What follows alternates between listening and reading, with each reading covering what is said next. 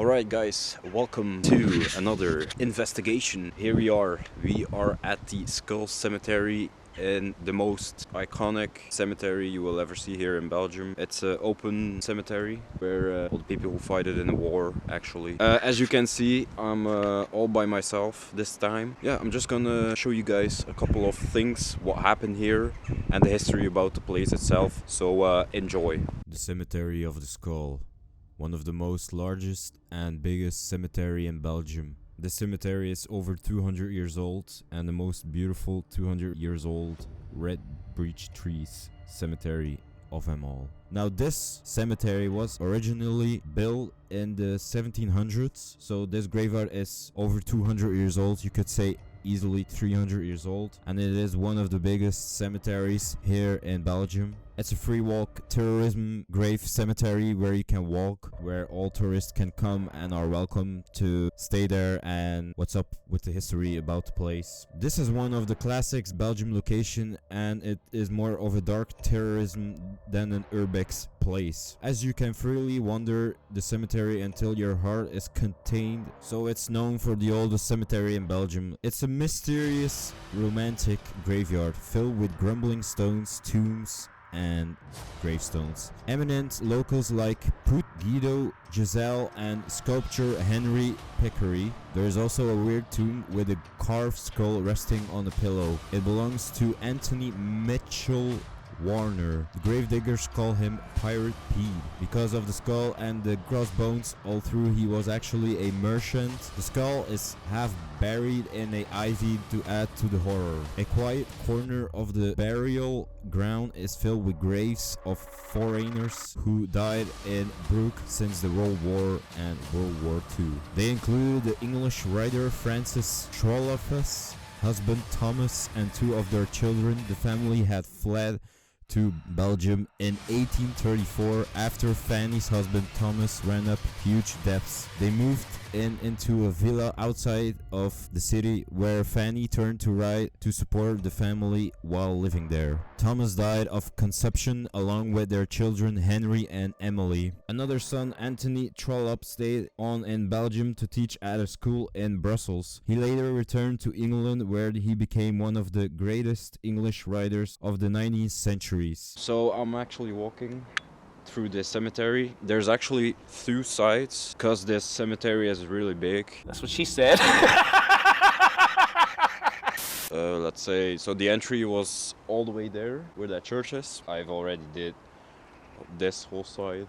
So the left side are actually the people who were died later, because the cemetery is actually 300 years old, because this cemetery has been built in the 1700s. But I've took some couple of good shots actually here in the cemetery. There's also the tombstones that you have seen now in the video are so beautiful, really. For such an old tombstone actually, it's really beautiful because all the grass that's on there. And apparently there's also a skull, which was the name actually of this cemetery, the Skull Cemetery. There is a skull here actually, who has been laying under a pillow for 150 years old. So apparently that's the famous thing that's here on the cemetery as well. It's kind of new to my channel what I'm bringing now. Look, those are tombstones who were here recently, or yeah, a while ago actually. There's also gravers or something that were actually working for the cemetery, I guess. They're keeping it in really good shape actually. But like those tombstones, you see it. So like all those grass on there, that's pretty old. So some tombstones are actually more than 200 years old. There was one tombstone who was 300 years old, I guess. I've read it somewhere, but it could be wrong actually. There was one that was actually 300 years old, a tombstone. The name, I guess it was Walter. That must have been the oldest tombstone, if I'm not wrong.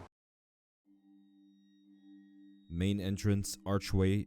These tall, leafy trees cast dappled shade over some of the gravestones consistently. The diffuse nature of this light creates a paradise for lush, verdant mosses and crisp lichens. Emperor Joseph II decreed in the 18th century that one could be buried within the city. Therefore, this cemetery was initially set up in a 2-hectare site outside of the city.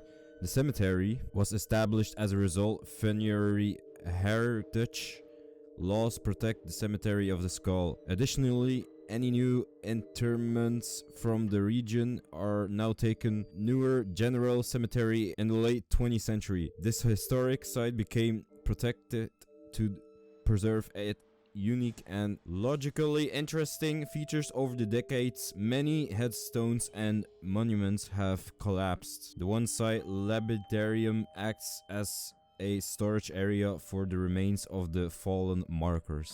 Of course, there are many beautiful gravestones in this cemetery. However, there is one that is particularly interested: the stone skull that sits in the shade of a 200-year-old beech trees. And that particularly gravestone is over 150 years old. The gravestone marks are the resting place of a merchant and his wife, and it is a registered monument. The skull's mouth is a grossly agape in a centuries-long silent scream, resting on a pillow of a crossed femur bones. Bright green moss covers and the gravestones accentuation the hollow eye socket and the tortured grimace of the macabre cemetery of the skull. Alright guys, I'm back. Welcome. So I just finished going that way, the left side actually, from the cemetery. Now I'm at the right side of the cemetery.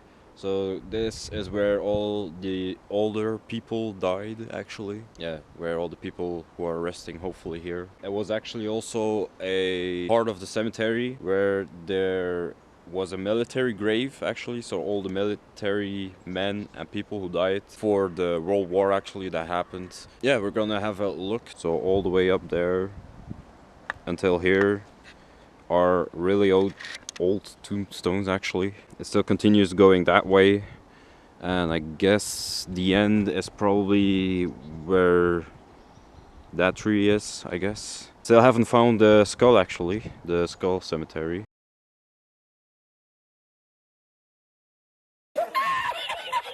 But we can still go there as well, but we'll see where it is. Hopefully we can find the skull, actually. That will be really awesome. You can do also tours here at the cemetery. So if you want to know more about the history itself, you can go there, actually. I'll leave a link down in the description, maybe, if you are interested into the place itself. It's an open, free tourism place where you can come. I was gonna do actually a spirit box session here, but unfortunately it is a cemetery and I want to be respectful as well to the dead people who are here. And I was actually going to do a necrodize as well here, but I want to keep it a bit respectful. It is a legendary cemetery, the most legendary cemetery here in Belgium, actually, and the oldest one as well. We're gonna continue walking, see what's gonna happen, what I can find as well, and I'll keep you guys up to date. Alright guys, I'm back. I found actually the tombstones from the Second World War. What is that? We could not say goodbye, but in our hearts you will never die. Mother, Dad, and Jock. I guess there's some information here that's about the World War that was. So what happened actually in the Second World War, from Belgium to Germany, all the way to Switzerland, France. If you wanna read it, I'm gonna zoom it in, and if you wanna read it, it's in Dutch actually. So sorry if you don't speak it, but yeah, those are the informations. If you just want to read it, hit pause. Okay, so there's actually 59 soldiers buried here. Oh wait, this is the part where you can read it in English. So it was from September 1944 until May 1945.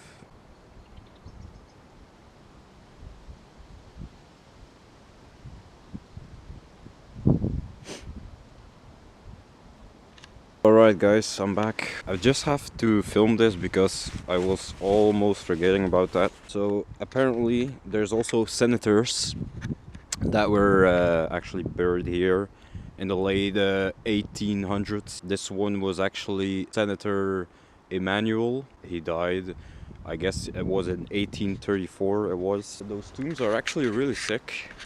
So as you see, amazing how those graves and tombstones are looking alike, like 200 years later, you know. Eventually, we are an hour later, so as you guys can see, it's almost dark. I'm still walking through the cemetery. I actually haven't found the skull yet. I'm gonna keep on looking. If I don't find it, I'm really sorry. Apparently, I've seen that skull was actually graved into the grass, where it was actually already placed 150 years ago. So it was actually placed in 1834, and that's why this whole cemetery is called the Skull Cemetery. Yeah, I guess almost 200 years old. Yeah, that the skull has been buried here.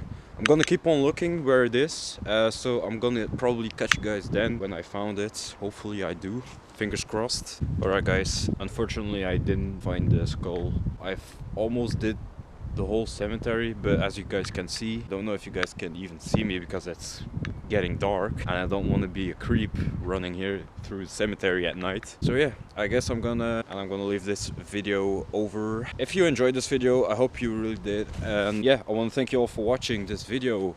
Please give me a good like, and if you enjoy this content, please subscribe to the channel. It's for free. Show some love. If you don't want to miss any video at all, click the bell icon for more videos. Check everything in the description down below. Also, this place, I'll leave a link down below in the description.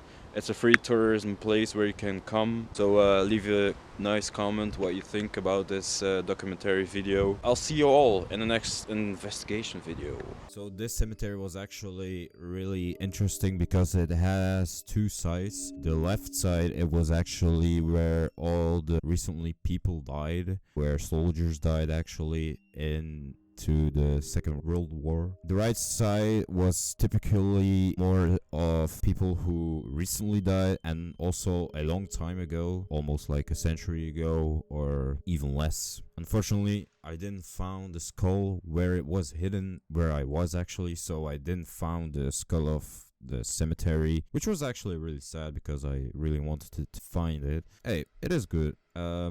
I was really happy when I was there. I did feel a bit, I should not say afraid, but I was like more like I had this energy that I felt around me, that I was like blessed. That was the kind of feeling I was feeling when I was there, which was actually really good. Appreciated, but it is unfortunately a cemetery, so it is pretty normal if you have that kind of feeling. I want to thank you all for watching this documentary about the skull of the cemetery. I hope you really enjoyed the video actually, and if you want to see more of this, it's something else that I'm doing now. It's like documentary about the history about the place, doing this kind of style now for now, and see how it turns. I don't know if people like it or not. I really enjoyed it and I was really enjoying it going there as well. I'm gonna put a link in the description down below if you want to go there. It's actually a free place to go. If you're just really interested into that, check out the link in the description. Check out the link. Fucking hell. Check out the link in the description down below. It's a free place to go, so you don't have to pay anything for it. If you enjoy my content that I'm doing, I would really appreciate if you subscribe to the channel and turn on the post notification as well if you want to see more of these videos. But I really enjoy it. I hope you did too. Don't forget to leave a like on the videos as well. Check out the description, you will see all my social medias in there, and I'll catch you in the next one. See you guys, bye.